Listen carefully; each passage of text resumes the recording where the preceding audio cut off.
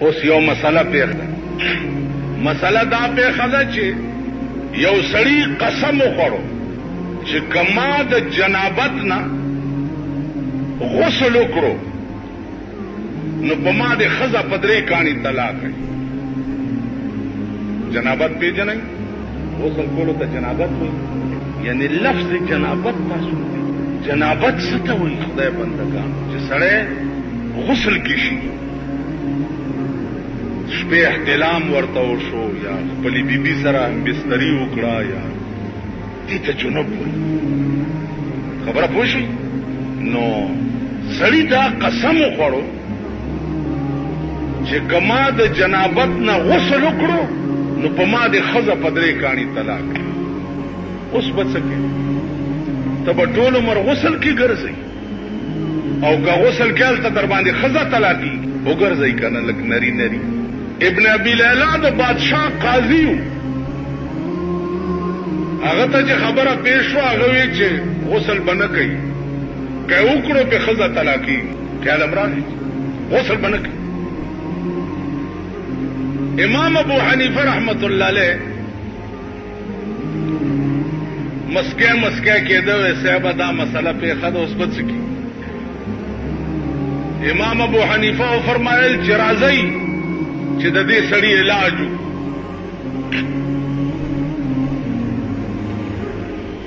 You سړی پوی کړی دی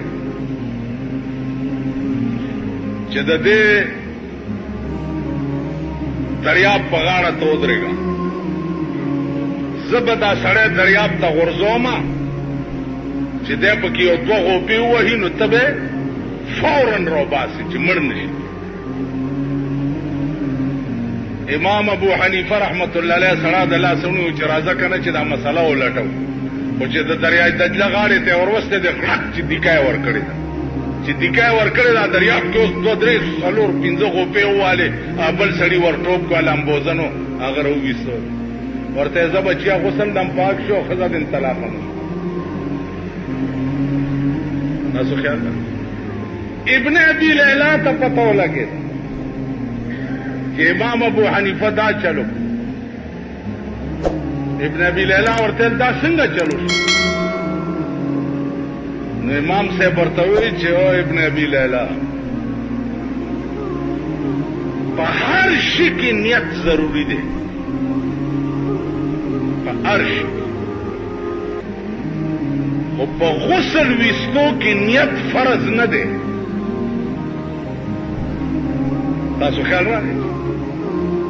په غسل ویستو کې 3 څیزونه فرض دي: خوله کې اوبه اچول، پوزه کې اوبه اچول او ټول بدن لمدول.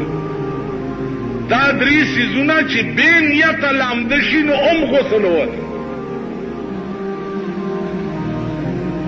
ابن ابي لیلا اکبک شو او چې د امام ابو حنیفه د علم جواب چې دی دا ډېر ګران کړ. دا فقاهتو د دې فقهاو او دا علمو د دې خلک